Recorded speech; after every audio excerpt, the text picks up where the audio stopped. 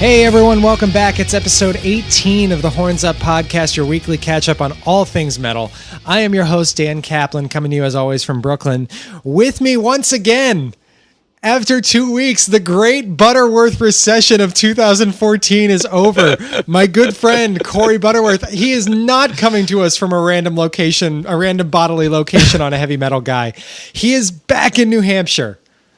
How the hell are you? I'm still sky high. I am still on another planet, and I've been in this weird fuzzy state since I got back, but holy shit, things are good. A little tired, but yeah, we'll get to that later. Two weeks well, in Dan. Germany Doing and well. Right back to work the next day will do that to you, I bet. A little bit, yep. How's the catch up been? The catch up is, I'm sure you're still sorting everything out, but you getting caught up? I am a bit. Work, it'll take the rest of the week to really be where I want to be, and that's not too bad considering the week's almost, now over half over.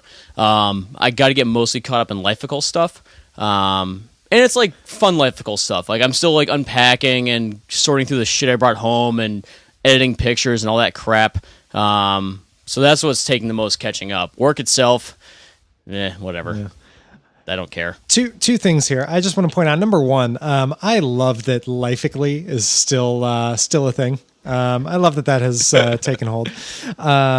Brings joy to my life. And number two, I would be remiss not to thank our good friends Kevin Brown and Kevin Davis, who filled in the last couple of weeks as guest hosts while you were away at Wacken, while you were away in Germany.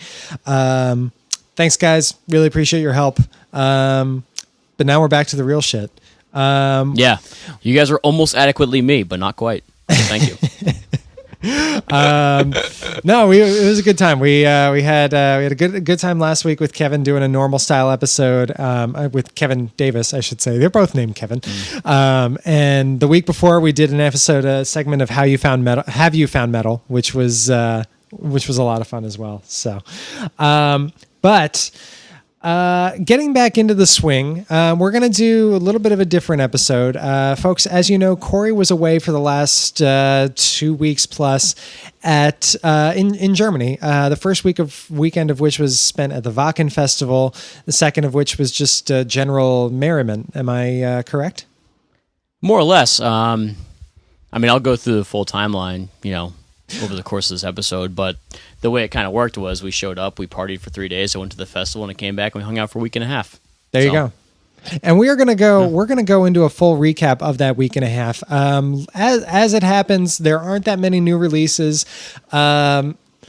We'll do a little horns up, horns down at the very end, but basically this is just going to be a whole episode devoted to a giant concert review for Corey. Pretty much. Corey, I'm going to give you the floor. I am just going to, I'll pop in with the occasional question here and there, but frankly, folks, this is something that neither of us had ever done before, and it was a big deal. It's Wacken. It's like metal mecca, pretty much. It's the quintessential metal festival of the year. It's the most famous. It's the biggest. It's something that, as Dan knows, it's been, it's one of those like bucket list type of things. That's the magnitude of this event. So that's why it's such a big deal. Yeah. And if ever we were to devote an entire episode to a single topic, this would be it. So we're going to do that starting now. Corey, now you left on Friday, I guess July 25th. So you were there like almost a week before the Wacken Festival started, right? Just about. We landed Saturday early afternoon. We had a layover in Iceland. And by the way, I gotta say, if anybody gets a chance to fly to Europe, I would imagine how else you'd get there would be kind of weird. So if anybody gets a chance to go to Europe and you're flying, hot air balloon. Yeah, right. Boat, which I guess swim, would still be kayak. flying. So fuck that. Just a lot slower. I retract my snarky comment. Yeah, Dan can't snark. Anyway, I gotta say, flying into Iceland and using that as a layover was awesome for two reasons. One, it broke the flight in half perfectly. It was 4.5 hours to Iceland, 3.5 hours to Munich. And you go so far north that you actually go into the Arctic Circle and you fly over Greenland, and it's just visually awesome if you can get a clear day. So, side note, took some selfies in Iceland because of Iceland. I didn't see Solstafir. kind of sad about that, but it happens when you only have a 1 hour layover in an airport. That singer was still scared of you. He remembered you from Wacken going up to him. He was like, "Oh, that guy's coming." Hey, I have that shirt that you're in. Yeah, exactly. Whatever. Don't care. So I guess let's start from the beginning here. We landed in Munich around, I don't know, it must have been like 1 in the afternoon our time. We get there, waste no time, drop our shit off, and head straight to the Hofbrauhaus, which, for those unaware, it's arguably the most famous beer hall in the world. It's got some crazy history behind it, as far as like the Third Reich's uprising, that kind of all took place in that general area. But besides that, the beer is fantastic, and it's basically just Disneyland of beer. And so right up your alley. Yeah, pretty much. Being a little kid in a grown-up body that can drink beer, it's perfect. When you're talking about liter-sized beers here, they're equivalent of like 3 pints in the United States. They're about €7 in Germany, so you're talking beers there is about half the price when you really boils down to it. A rough night, and it got to the point where by the end of the trip, we weren't counting how much beer we had or the quantity of beer we've had by the number. Like in the States, I've had 7 beers tonight. I'm fucked up. I should probably go to sleep. I've had 12 beers. That's too much. I've had 3 beers. It was easy. You have 4 beers and you're close to blacking out. So instead of counting how many beers you've had, you start just adding up the quantity and be like, hey, I hit a gallon again. And that's kind of what we did. Jesus. So Hofbrauhaus, and from there we went to the English Garden, which is actually, I'm not sure if it's the biggest Central Park, use that term loosely, in the world, but it's about 25% bigger than Central Park in NYC. I think it's the biggest public garden or the biggest intercity garden or something like that in the world. And in the middle of it, there's this big beer garden with a Chinese tower that has an Oompa band playing on the top level, which is really fucking cool. And it's self-service, so you get up, you go get your beer, you go get your food, you sit down at the picnic table and you listen to the band and all that fun shit. So needless to say, we've had a lot of beer. We go back to the hostel. We go to do the hostel drinking thing. The very first night there, we decided at 3 a.m. in the morning that's a great idea to go find a club when we don't really know where we are anyway. So we go to the front lobby of our hostel, and the guy says, "Oh yeah, go in this direction." We both go in this direction. We get to an intersection. I'm sorry. Yes. Just to clarify, you're saying we. Who else was with you? Of course, because I don't do things by myself entirely. My buddy Doug was there for the Germany part, not the Wacken part. Oh, cool. Yeah. I think you met Doug briefly on Halloween. Nope, he was out of town. Was he there? Wasn't it at his place? Yeah, I just don't remember if he was there or not. Halloween shenanigans when we did Nurgle and Papa Emeritus. Sometimes break. Yeah. Yeah, he was probably there. Cool. But yeah, he came along for at least the Germany part because why not? So we left the hostel. We went looking for a club. Within 3 seconds, we lose each other in the middle of downtown Munich. We have no fucking idea where we are. It's like 4 a.m. We're both like blacked out drunk. So that was night number 1, and it kind of just got worse from there. And then, of course, I will. By worse, of course, you mean better. Well, by my standards, yes. But that's me. Sure. But needless to say, the next few days. Casual days, doing the Bavarian thing, then going out at night. Just getting comfortable with the city and going out and being social. Sure. Thursday rolls around. Wednesday rolls around, I should say. Tuesday rolls around? Losing track. Either way, 3 days go by and it's time for me to go to Wacken. Metal Train. This was one of the top 3 highlights of my Wacken experience, was the goddamn Metal Train. So, not knowing where I am, I leave my hostel about 4 hours before my train leaves. And it's a long walk, about a mile and a half to the West train station, which is where the Metal Train left from. Uh-huh. I get there like 3 hours early because I don't walk like a jabroni. I actually walk with purpose, because duh. You just used the word jabroni. What have we become? You haven't hung out with me enough, then. I've been using that term a lot the last couple months. Bringing it back, man. Bringing it back. Oh, so I get to this train station about 3 hours early. What do I find on the platform but about 200 metalheads just getting bombed on the platform? Just absolutely swashbuckled. The train eventually shows up. I'm making friends. I met these 2 guys from Trinidad and Tobago who ended up being my Wacken buddies for the trip. Shout out to Jay and Sivan. You guys are cool shit. Talk more about them later. Get on the Metal Train. The Metal Train is I had to say it was like maybe 14 cars, and the middle two cars were bars. Oh boy. And I used the bars loosely because they were like dance clubs, but instead of like electronic music and dance music and hip hop, it was obviously like death metal. And so it's pretty much everything I want in life in two very closely confined cars. Oh. So you remember when we changed? Remember that time at the Porcelain Brewery where we fucked up the jukebox and just put on like Amon Amarth and stuff? Right. Kind of like that, but everybody was really excited about it. And the thing is, like, there were probably 8 to 9 stops from Munich to Itzehoe, which is the train station that you would then take us to Wacken. So by the time like everybody from Munich drank their full and passed out somewhere, there was other people getting on. So the party literally didn't stop for the entire train ride. Those bar cabins were full the entire 12 hours. Nuts. Oh man, that sounds amazing. There was this one kid I met from Italy. I think his name was Matteo or something. Cool guy. Shout out to Matteo. I think we're friends on Facebook. A+. He wore lederhosen on the train, which I thought was kind of cool. You know, Germany, why not? Yeah. He's Italian. Don't get it. Whatever. He like passes out within like 3 hours of getting on the train. Just gone. And the thing is, like, the medical team grabbed him. They dragged him away. They fined him $50 for puking, but he didn't really know where he was anyway, so his friend paid it. And when his friend said, "Hey, is he going to be okay?" They did this. They grabbed his wrist, and they're like, "Yep, he's fine. Put him to bed." And they walked away. More stories like that later too. That is the like bare minimum of fucks you could give about a situation like that. You're not giving 0 fucks. You're checking on him, but aside from that, you're on your own. It was hilarious. That's amazing. Oh God! So we eventually get to the festival, and I gotta say, when I first got to the festival, it was extremely overwhelming. They sell 60,000 tickets on the ticket sell date, but what they don't tell you is all the tickets that are sold before that, VIP, all the other stuff that goes with it. Like, you can buy a Christmas special like way in advance. There's another 10,000 of those. All the staff, all the people that find ways in. I had to estimate that. And this is really tough for me to do because of just the size and the space this event took up and the amount of people and the amount of faces you see, but it was pushing 100,000 people at this I was going to say, do you think you hit 6 figures?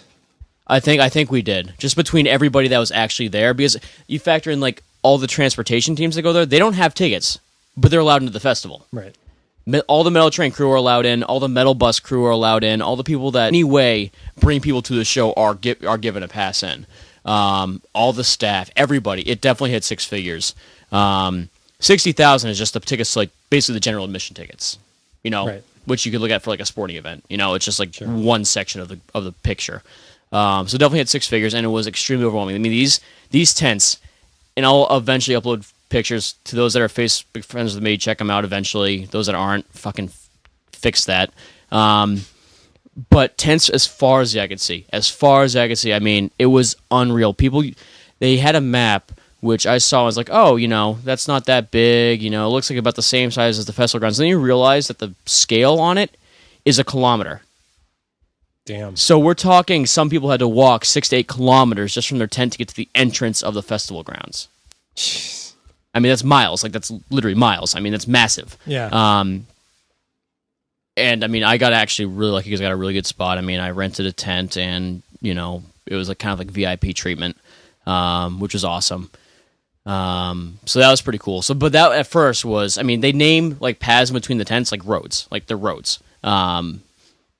It's nuts. Like, they give them names like Iced Earth Ave and bullshit like that. But whatever. Yeah. See, I just can't even fathom this because, I mean, now we've obviously both done MDF, and I've done Governor's Ball, which is a little bit bigger than MDF, but it's only like 12,000 people.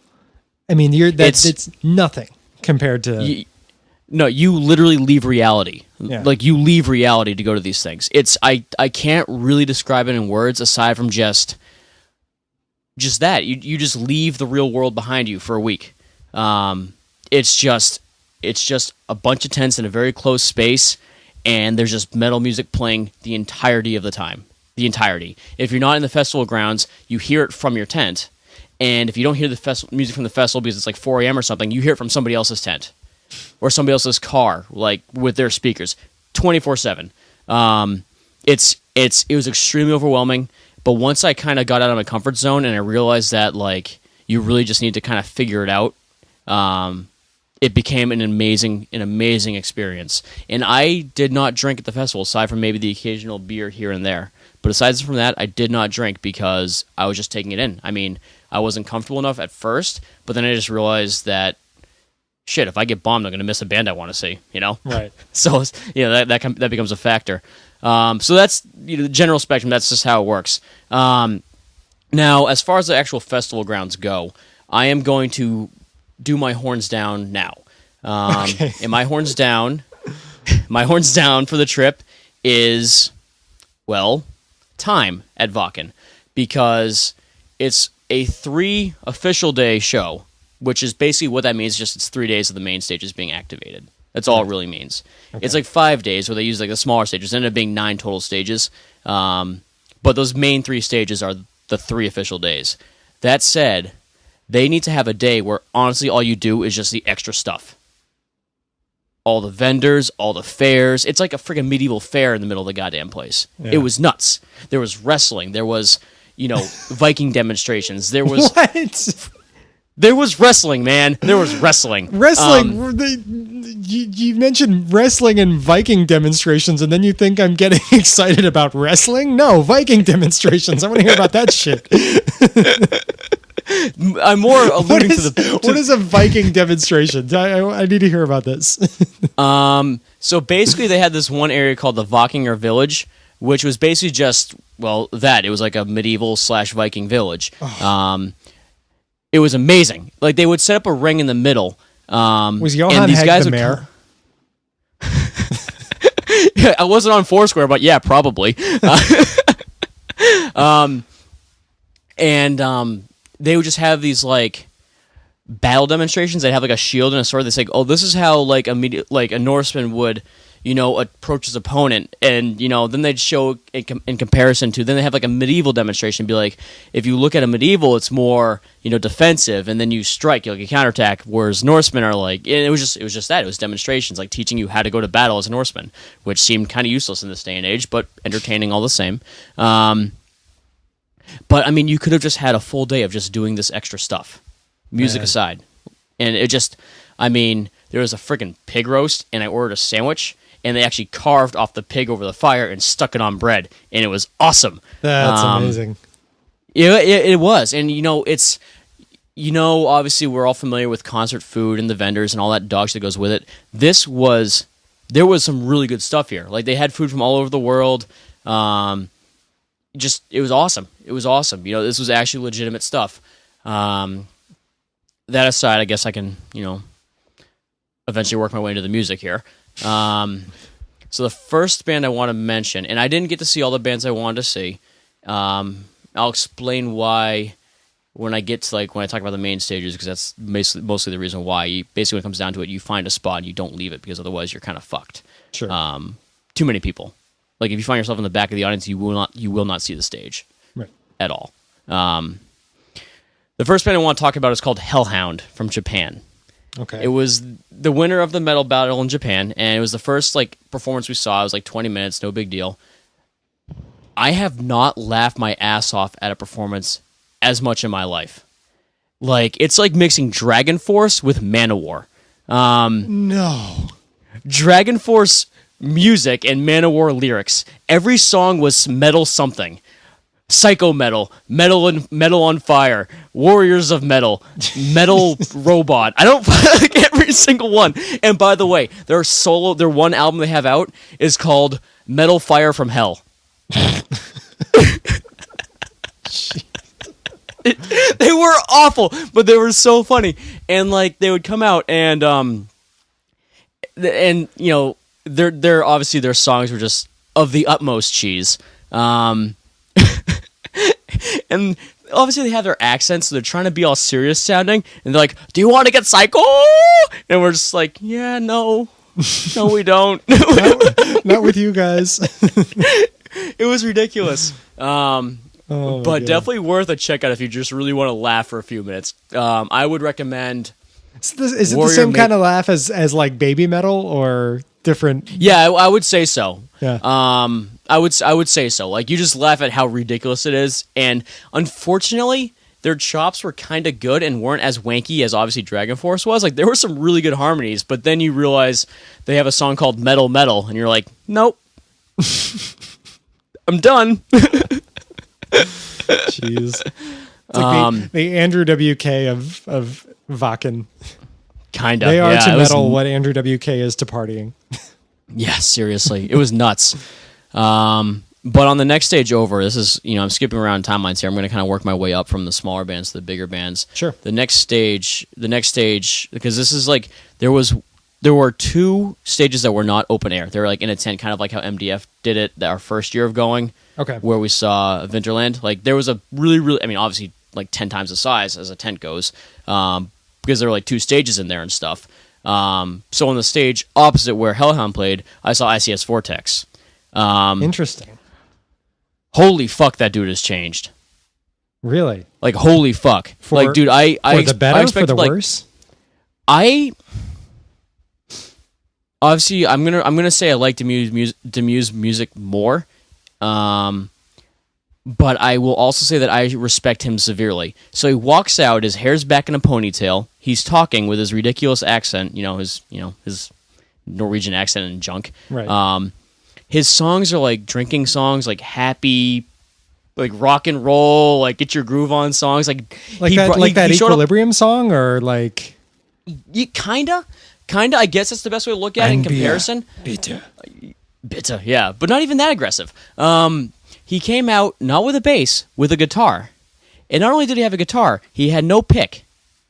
All he did was finger pick and strum, barehanded, the entire set. It was fascinating.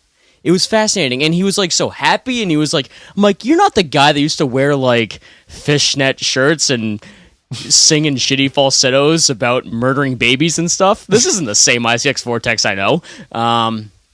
His music, I gotta say, I wasn't the biggest fan, but I gotta give him a huge shout out just for basically being a boss, just not giving a fuck. He's just doing what he wants to do, and he's a pretty damn good guitar player, and the whole pickless thing is kind of cool. It really is. So he was having fun, and that, it was kind of cool. It was definitely cool. Yeah, I don't know. It was just interesting. I just had to mention that. yeah. There were a lot of folk bands like the Wacken Village, like Celtic type shit, which was kind of cool. Dunkelshan was one. Fawn was one. There was an industrial band called Megabosh that I thought would be cool because, industrial, and they really just kind of sucked.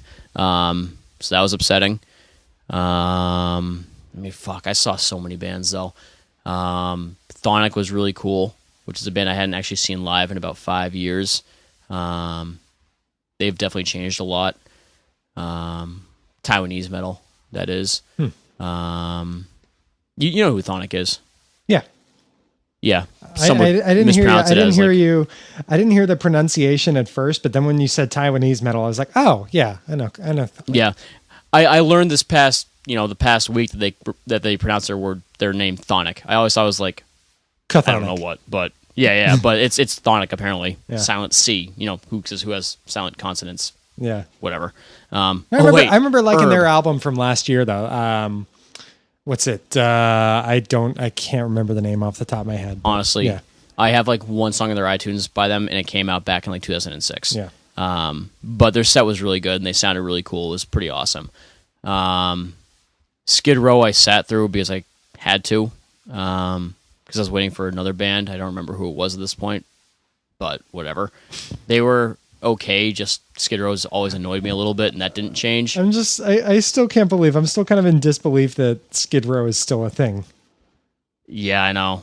They were, I don't know. They're fine, and they're very popular, and people do like them, but they were very annoying. Hammerfall was as cheesy as they've always been. Did you see my Steel post? Panther. Did you see my post today? Speaking of which, I did actually. I did see that. I'm still. I'm like coming to terms with the fact that I actually wrote 600 words about Hammerfall. That's a whole 599 more than they actually deserve. Did you talk about Hearts on Fire? No, I didn't. I talked about the Legacy of Kings album. Fair enough. But I love Hearts on Fire. Yeah, so I guess this is a good time for me to backtrack here a little bit. So the guys I hung out with at this festival primarily, I met some dudes from Ohio, and I got to talk about them first. I'm going to talk about my Wacken friends now, I guess, because fucking that's the tangent I'm on. So on the platform, I meet two other Americans. They're from Ohio. Ryan and Steph. They had just gotten married, and I shit you not, this is like a fairy tale for metalheads. The way he proposed to her, and I got to give him major props here. Ryan Parker, you're the man. This isn't something I do, but I understand that it's very popular among metalheads, and I appreciate that. Like, they do the vest thing with, like, the patches and stuff. Sure. And I'm just like, sure, whatever. You want to represent the bands you listen to, that's fine, whatever. So his girlfriend, Steph, asked him to sew, like, the patches onto her vest, right? So he took the vest, and he's doing it, and on the inside, like, on the inside flap of her vest, he sews in a patch that says, "Will you marry me?" on it. Oh, and wow. I'm just like, duh! And obviously, and by the way, Wacken, it was really cool. It's an amazing story, and Wacken was their honeymoon. Oh, man. And I'm like, sir, we need to be friends. Good for those two. No, like A+. Like, Ryan, yeah, Parker's, you're awesome. So, I spent some time with them. I wanted to share their story because I think it's fucking cool as shit. And then the other guys I hung out with, as I mentioned to earlier, Jay or Jiggy and Sivan from Trinidad and Tobago, who I met on the train. First two guys from Trini to ever go to this festival, for one thing. And of course, that's who I hang out with because whatever, it just shit works that way.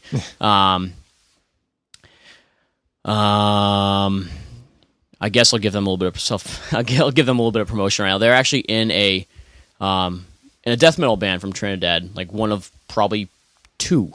I was gonna say Trinidad does death metal. Interesting. They're considered like the heaviest band, the most popular metal band in Trinidad, which is kind of cool. Their band's called Lynchpin. They were gracious enough to give me their CD.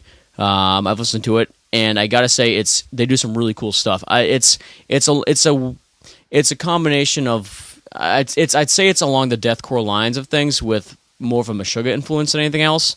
Not necessarily my preferred subgenre of metal, but they definitely do some really cool stuff. Really, really, really groovy stuff. Yeah, it's pretty cool. Nice. So, they hooked me up with a bunch of like cards with like free download passwords and stuff. So I'll be sharing those with my peers. Sweet. Let's get them on the pod. Yeah. What's that? Let's get them on the pod. Yeah, no, exactly, like that kind of shit. But regardless, so I was watching it with them, and all like Jay is, I'll say, using the term loosely, a fan of Hammerfall. Sivan's not, and he was just giving him shit the entire time. He's like, "Can we leave and then come back for Hearts on Fire and then leave again?" It was like that the entire set, and then finally for their I won't say their what's the term I'm looking for? Dan, help me out here. Encore? The last couple of songs they play after the main set.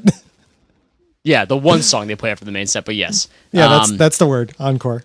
Yeah. I'm struggling here. It was naturally Hearts on Fire. Nice. And nobody like really moved their entire set, and then everybody's like, yeah! It was fucking ridiculous. Yeah. Anyway, so that was like the first night of the main stage, and Accept followed them up after a couple other bands I didn't watch. Accept sounded like Accept. They were good, whatever, I don't care. Steel Panther. Was this your first Steel Panther? Fuck. It was. Oh my god. It was ridiculous. I won't say I watched the entire set because I kind of had other stuff I wanted to do and see, but I watched like the first half and I was just laughing my ass off the entire time. Like they had like, they were talking to girls like, that guy's really excited because I'm about to go fuck his girlfriend in the face. I was like, yeah. Huh, that's cool. I love when they'll like, they'll do like the backhanded compliments when they're like the obviously fake backhanded compliments, but when they're like, I want to introduce the best drummer in our band. Or the second best bass player in our band. It's like Lexi. Yeah. They were a riot. I mean, their music, it's, for me, it's just more hair metal, which is fine. But it's just like the monologues in between the songs that really kept my entertainment level high. They were a blast, and they exposed a lot of titties, which everybody appreciates. They were nuts. But let's see, who else do I want to talk about here? A lot of the bands I saw that I'd already seen in the last year and a half or so played the exact same sets. Really? Bodum played the same set as when I saw them in the winter, and that was honestly, it was fine though. Like, they sounded really good. They're cool shit. Devin played the same set as when we saw him like 2.5 years ago. See, Planet of the Apes and everything. He needs to move on from that. He does. I mean, I had a blast because he was hilarious. I mean, you saw the giant group hug. Yeah. Like, that was amazing. Like, he's the fucking man. But that at least that set was far enough removed. Why Planet of the Apes?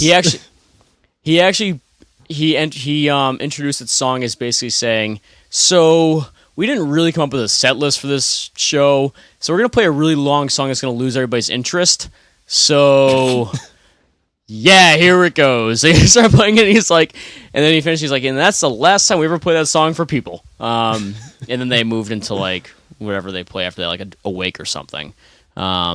Something off Addicted, but I was looking at it briefly. Didn't he also do like War and stuff? Yeah, he did some other stuff. Yeah, stuff? I mean, it wasn't in. Yeah, he definitely did. It wasn't exactly the same as like when we saw him last time. Like, I don't think Vampire was on there, for example. But for the most part, it's like all stuff we've seen from him before. Yeah, I mean, he played like Jular, and he played fucking. Did he do Bad Devil? Yeah, I think that was his encore actually. Oh. But he played Grace, which is always fun. I mean, I think he played Kingdom. He definitely played Kingdom. So it was all stuff we've seen, but I still appreciate it, obviously. Mm-hmm. He's one of those that, like, I'm at the point where I'll just go see him anytime I can.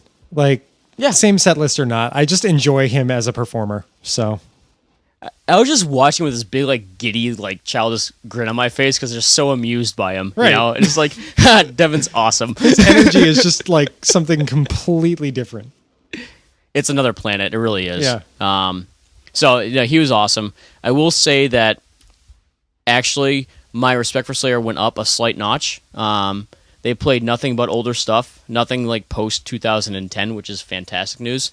And they actually, during Angel of Death, which was their encore, they actually dropped like the Hanneman logo as their backdrop, which was kind of cool. So, I mean, props for that, but it probably, I'm willing to bet that took some, talking into for Mr. Kerry King. To make that happen, Kerry was opposed to that every step of the way. Obviously. Oh, and by the way, most of their leads were not played by Kerry King. Of course they were. Still. Gary Holt could have there's that word again. Gary Holt could have 3 of his fingers cut off, and he would still be a better lead player than Kerry King. Exactly. God, such a hack. Jeez. Whatever. King Diamond was not a set. That was a fucking musical. Really? And it was amazing. It was amazing. His props, his stage, he came out of it looked like a castle. And he was just like going upstairs and stuff. His microphone was on like bones in the shape of a cross. When he played Coming Home, which he does play, he did play, I should say, he actually had like this old, like, he had this person, like a weird fucking like creepy mask that looked like an old lady. Let me help you out of that chair. It was just all fucking weird. It was terrifying. It was awesome, though. He's another one I'll see anytime I ever get an opportunity to. Yeah. A+ on that set. He only played one song off of... I'm going to try to avoid going to set list too much because it just would take up too much time, and who gives a shit, really. But he only played one song off of Give Me Your Soul, Please, which I was a little upset by because I love that album. And it was Never Ending Hill, which is fine. Let's see. Moving on... Alyssa White Glues is just as hot in person as on my computer. Oh, dude, I bet. Was there pants change when that happened? Yeah, I was running out of pants by the end of the festival, though. I only brought 3 to Europe with me anyway, so I was kind of running short. The best thing is that that's one of those festivals, though, that if you get too much splooge on your pants, you could always play around in the mud and cover it up that way. Yeah, exactly. It was dusty, it cakes, I will say that I was not that impressed at how she performed their older songs. Like, they played like My Apocalypse and Dead Eye See No Future and shit like that. Mm-hmm. And while those are some of my favorite songs they've done, it just didn't really work with her style that well. But when they played the stuff off the new album, it that seemed more fluid. Fuck, Christ Almighty, who else? Jesus, I was in the front row for Behemoth, which was the exact same set that I saw earlier this year. Exactly. Don't give a shit. But still, it had to be better knowing that you didn't have to sit through like Whitechapel and all that other shit to get to them, right? That's exactly right. Yeah, that's exactly right, actually. I mean, the thing is, like, all these bands I saw, whether I was super crazy about them or not, I sat there with a big shitting grin because I was watching them at Wacken.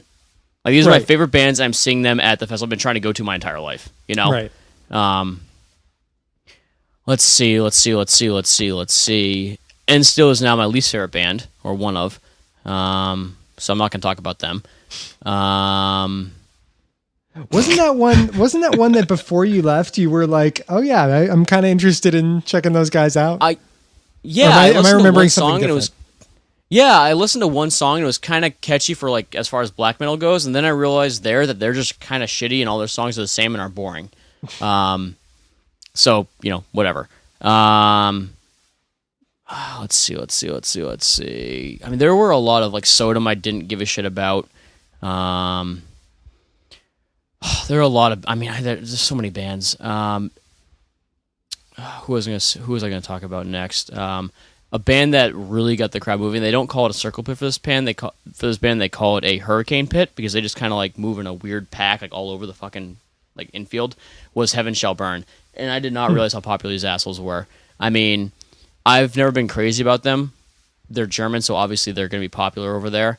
But their fans are fucking nuts. They really are, and they did sound pretty good for what it's worth. But yeah, it was insane. The highlight for me was obviously Emperor. I mean, dude, Nightside Eclipse tour. They're only playing 6 shows this year to like celebrate that tour. They sounded great. It was kind of weird though. One, because obviously Faust or Faust, depending on how you want to pronounce it, was on drums, and he murdered a guy a couple decades ago, so that was a little weird. Right. He sounded fine. Like, he wasn't, fucking up or anything. Isan was in Isan mode, not Emperor mode, which is kind of weird. Like, it didn't look like an Emperor show. It really didn't. It didn't look like Emperor. It looked like Isan. Like when we saw him at MDF, but it doesn't matter. Like, it really doesn't. Image means very little to me. I mean, they sounded great.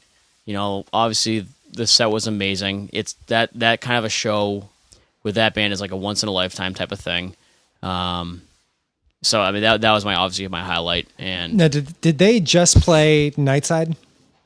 No, they played some older stuff too. Okay. If I'm not, I can't remember. I can't remember exactly. I think Wrath of Tyrants is one of them or something like that. I can't remember exactly. They played like 4 songs after they finished the album. I can't remember off the top of my head exactly what the songs were.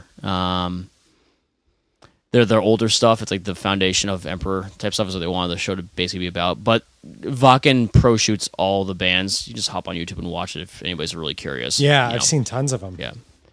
They shot every single band, which is awesome, really.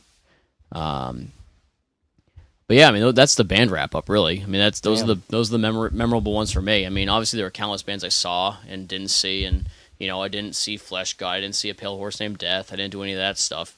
But I will say that I mentioned I have like 3 like moments from Wacken that really stick in my mind, and obviously like the bands I'm going to kind of count as an aside. One was a Metal Train. Another one was my first night there. They have like a movie field, and they were showing Dio there live the last time he played Wacken before he passed away. Oh man! and dude, you don't understand how nuts it was. Like everybody there was like, there were so many people watching this, and it was quiet, and then people started getting into it. And then, I sat down on the lawn and I was watching Dio, on the big screen or whatever, and I was looking around at like the big stage and stuff, and I was like, and I just kind of like, it just kind of like all like hit me like a weight of bricks. I'm like, I'm at fucking Wacken, Yeah. It was just one of those moments where you just kind of like to yourself type of thing, where you just kind of like realize what's going on. Yeah. Because, when you're moving that quickly and you're going through that many experiences in such a short period of time, sometimes you lose sight of like the big picture and what you're actually experiencing. And when I had that moment to kind of sit and actually take it in, that's kind of when it really hit me. And then the following night, the first like official night of like the main stage operations, I, recovered in my tent for a few minutes, just to regroup a little bit. I'd been out all day. And I got up and I got out of my tent and turned, and I just saw all the lights coming from the main stage into the sky from my tent, which was like probably about a, kilometer and a half away. And that was another one. I just kind of like stood there, like looked at him. I was like, yep, Wacken, officially. So that was, along the same lines though. But like those are the three moments that are going to like probably stick in my mind for a long time, is like seeing those lights, just finally getting a minute to like sit down and like take it all in. And then obviously like the train ride up, because it was just such an experience. And the train back, kind of going to the end of the show here, left at 5 a.m. Ooh. Well, the last band didn't finish till 3:30, so you don't really like. Oh, okay. You just kind of like you just kind of like, you just don't sleep. You just pack your shit and go. And I remember the train ride back. We got on the train. Everybody through was like, they're like couchettes. You open, you turn the beds up, like they're seats, but you like fold them up so they're beds. Mm-hmm. Everybody unconscious for like 9 hours. Yeah. And then all of a sudden, at like, I guess would have been around 1 p.m, which is about 4 hours before we got back to Munich, it was just like the ride up.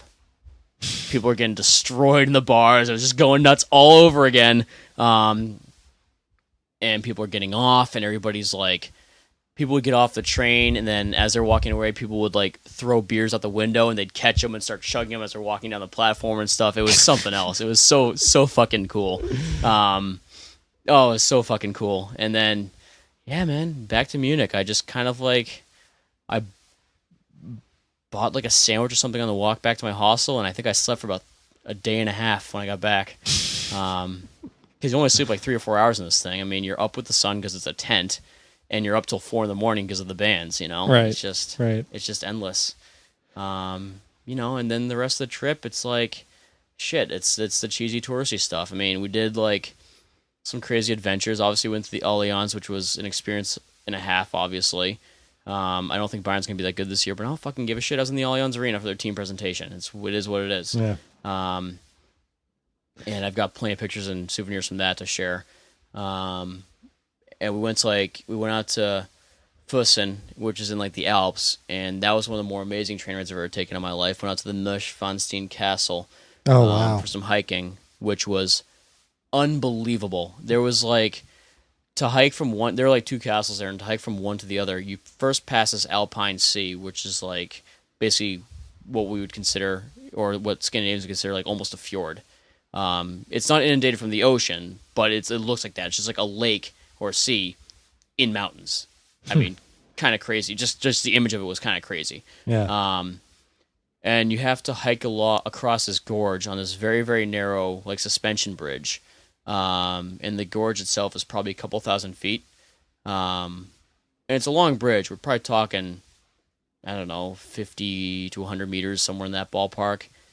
And it just, you're at the middle point, all you see is like the castle on your right when you go across. And it's just, I took like 30 pictures from there. Obviously, it was nuts. It was nuts. Man. So that was something else. And then, aside from that, it was just making friends, adventuring, just doing whatever.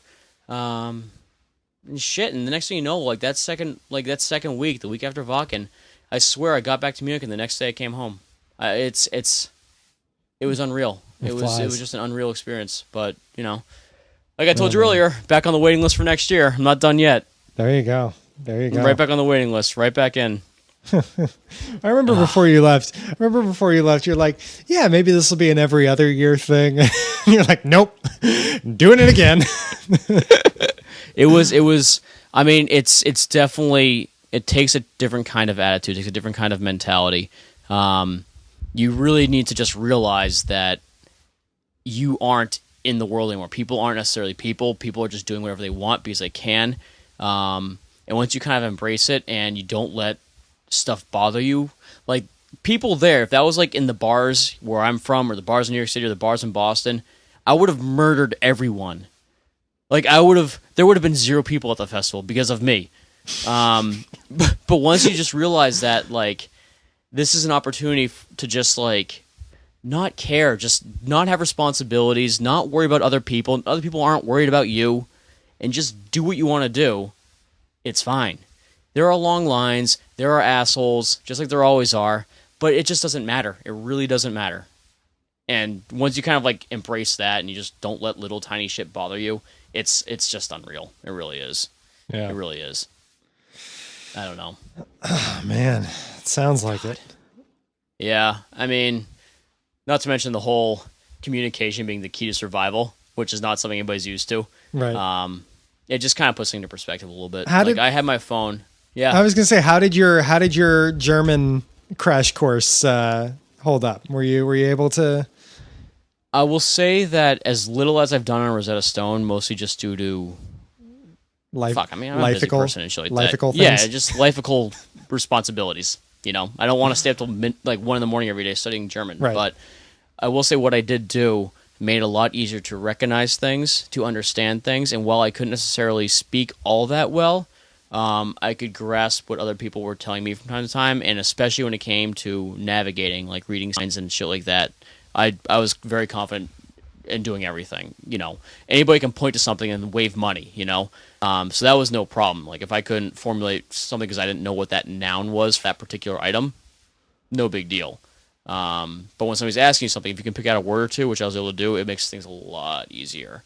Yeah, you just kind of realize that, like, my phone, I think I've maybe checked it like twice a day since I got back, really. I mean, you just get used to not having it. You get used to realizing that, you know, it's pretty much face-to-face communication or not. Like, when I lost Doug, which happened several times, we either saw each other in the hostel lounge at some point or we didn't. And that was that.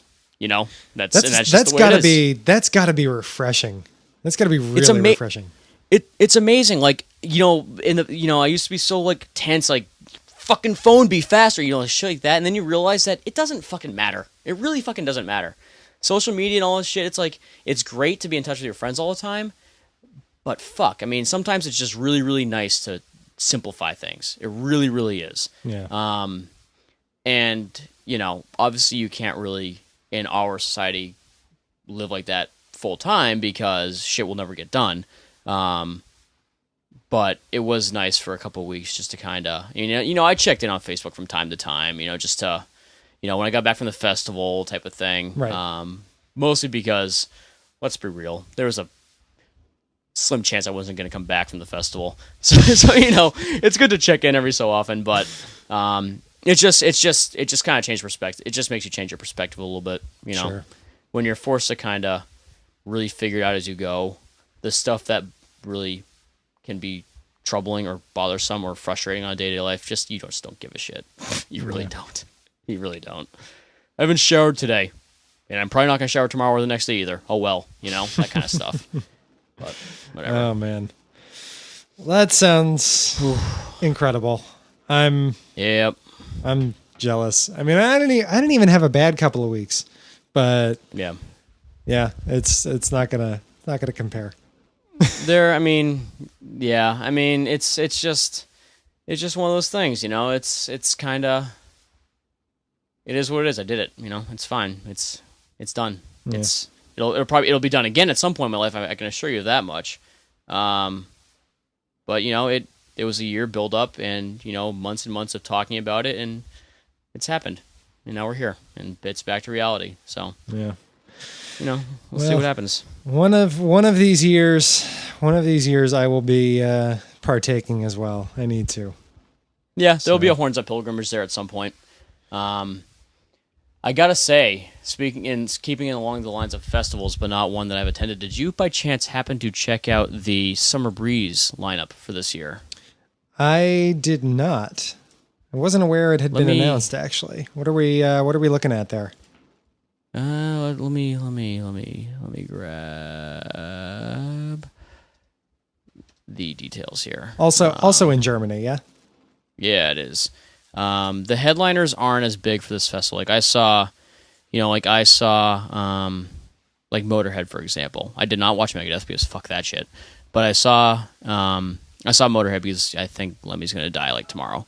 But let me just go through some of these bands. Now, there's a lot of them, but just listing some names here, and there's going to be a few here, but Alcest, Arch Enemy, Behemoth, let's see, Carcass, Children of Bodom, Decapitated. I see it right now. Devin Townsend. Like Aborted is in there. Skeleton Witch, Testament, Elevate, The Ocean, Equilibrium, Obituary, The Ocean, like you said, Machine Head, Insomnium, Hypocrisy. It's again. Literally insane. Yeah, it's literally insane. Damn. It's and that the starts names, tomorrow. Alcest, Winter Sun.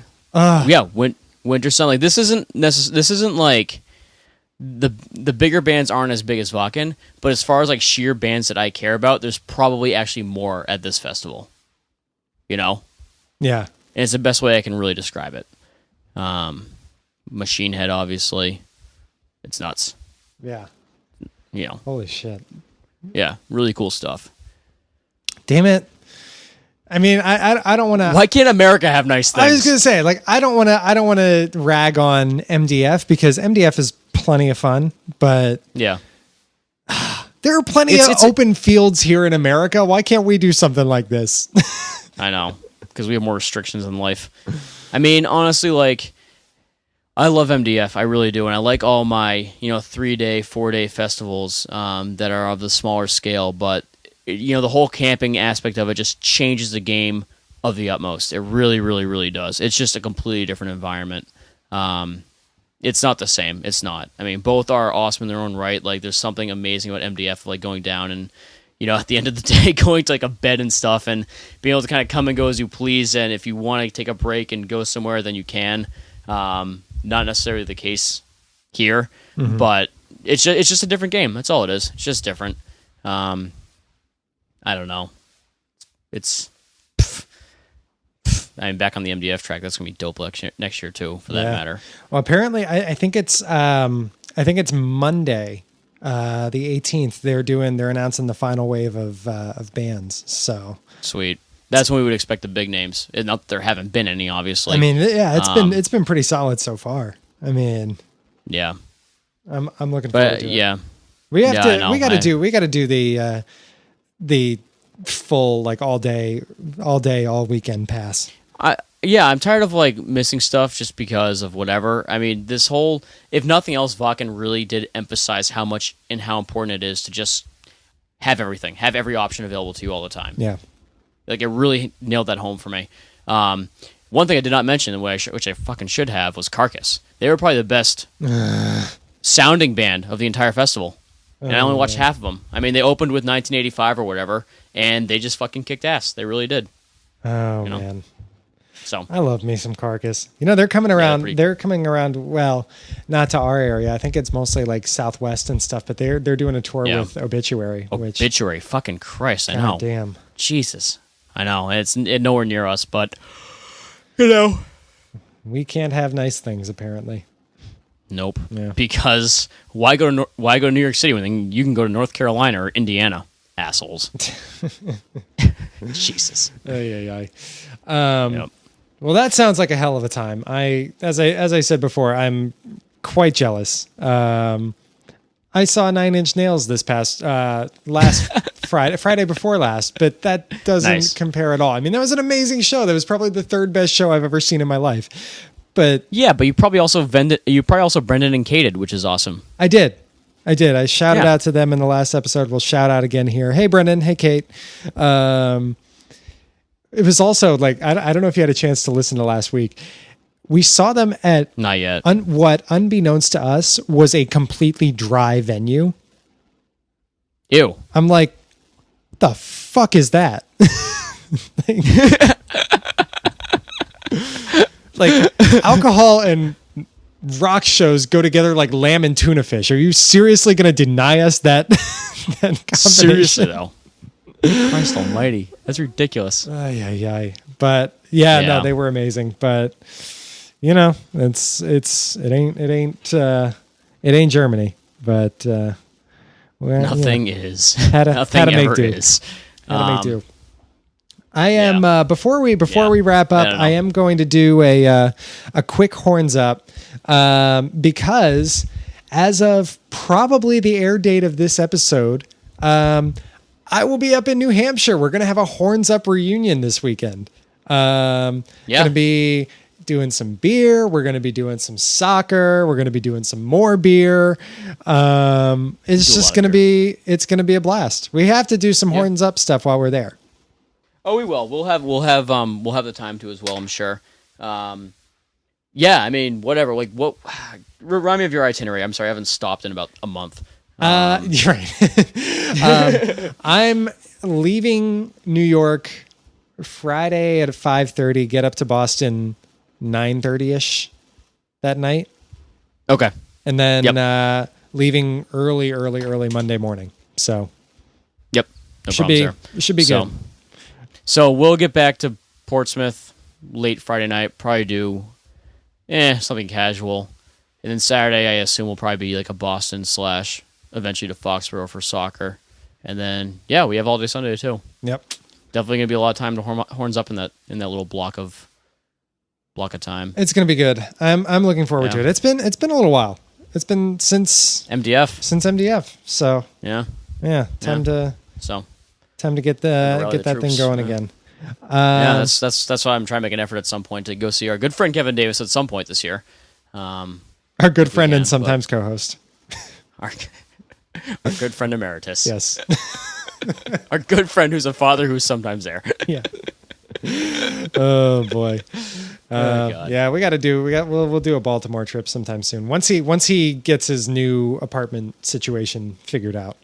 Not putting any pressure on that guy with that stuff. That's nuts. But anyway, digression over. That is my horns up. Friendshipping happening this weekend. Very much looking forward to that. Horns down. I do need to acknowledge it's not metal related. But since you did a horns down, I will also do one. Monday was. I'm not going to go into any terrible detail here. Monday, obviously, anyone who is a conscious person has heard now. We lost Robin Williams, one of my all-time favorite comedians, one of the greatest comedians in the world.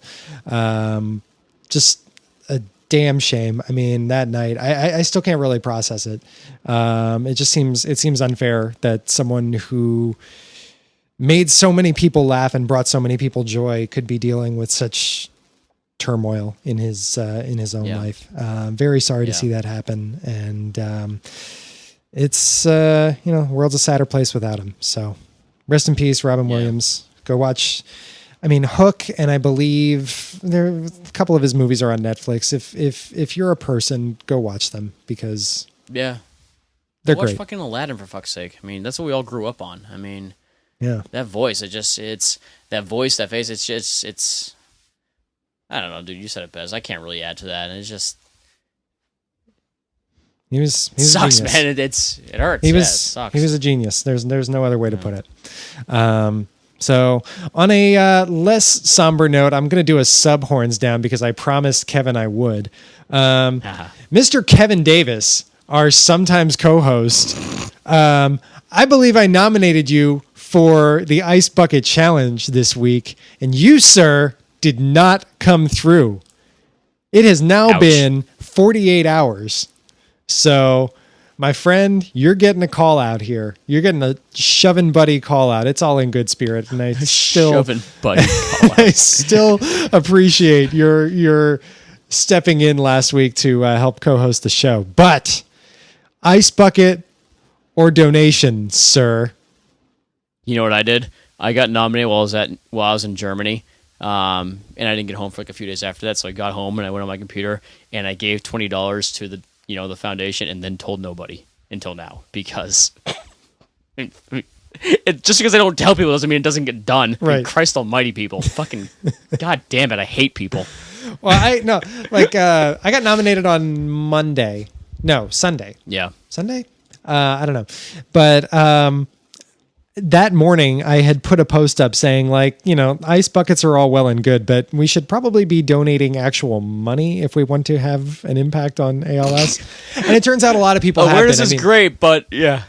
It turns out a lot of people is all have well been. and good, but yeah, they have. Yeah. Yeah. So go figure. I of course get nominated that night, and so I did a $15 a month recurring donation to the ALS Association. So money, meat, mouth. That's my new motto. Exactly. So it's it's just funny. I saw like a meme the other day. It was like, so you mean to tell me that you waste clean water by pouring it on your head to avoid donating money to a good cause? That seems weird. Right. It's like, yeah, it does. Well, what I loved was Roger Goodell, the NFL commissioner, the commissioner of probably the richest sports league in the world, did the ice bucket challenge. I was like, oh, so here's a guy who could actually make a substantial donation to the ALS Association. He's pouring water on his face. Pouring water on his head. What a sack of dick. Holy Christ. But God, I don't know. Anyway. I will say, now that we've opened the can of worms that is sports, I'm pretty sure the EPL starts this weekend too. Oh, it does. It does. Yeah, that's a thing that can happen. I'm most excited. Arsenal have Crystal Palace, and man, we could actually find somewhere to watch that in Boston. Oh, I believe it. Well, I mean, as that's an option to you. We could either watch it here, obviously, or just go down to Boston for the day and watch it there. So we'll sort it. We'll figure it out. Yep. But I gotta say, we had our Community Shield victory over Manchester City. When I know, it's the Community Shield, it doesn't mean much in the grand scheme of things. But Callum Chambers, our young center back, looks like the real deal. Yeah. I mean, Yaya Sanogo set up a goal, did something useful, could be the real deal this year. Who knows? I'm optimistic. Yeah. This is now after 9 years of no silverware. This is now 2 from 2. So I'm excited. Bring it on. Bring on Crystal Palace. Baby steps. Meanwhile, my team's in all kinds of shambles because we lost to Dortmund today, and that's fucking a travesty. Oh, how sad for you. No, I actually don't think we're gonna really. We'll challenge obviously for the Bundesliga and for the DFB, but we're not gonna make a CL run or anything. It's not gonna be one of those years. As much as I like Pep, I also really don't like Pep because he has to fall in some big footsteps. That was Jupp Heynckes, and I like Jupp Heynckes' mentality of, I don't know, you're better than them, just go figure it out, rather than like ticky-tacky shit, which doesn't really work in the Bundesliga. So, Well, we'll see. We shall see. The MLS All-Stars gave him Caleb Porter, our boy. Yeah. Mr. Timber himself did a number on Bayern the other week. So 2-1. I mean, I watched that game. I caught the score, and a part of me was obviously upset because duh. But at the same time, I think a bigger part of me was actually more okay with the result because I want this sport to be far bigger than it currently is here. And the only way that happens is by our teams, our leagues, and our players beating like world-class talent. And so from that standpoint, it was kind of nice. It really, in a weird way, was. Because I would love to see, Seattle type game environments all over the country. I would. And that's what it takes. It takes quality of play, and you need to make some, get some surprises out there, get some big wins. The U.S. national team has obviously done wonders for that the last couple World Cups. So, yeah, baby steps. This is what I've been telling people. You always get a bounce for soccer from the U.S. team playing, but I think this time they may actually be able to sustain it because this is the first time in a while that the vast majority of the guys on the U.S. team were playing in the U.S. can be seen on a regular basis now. So we'll see.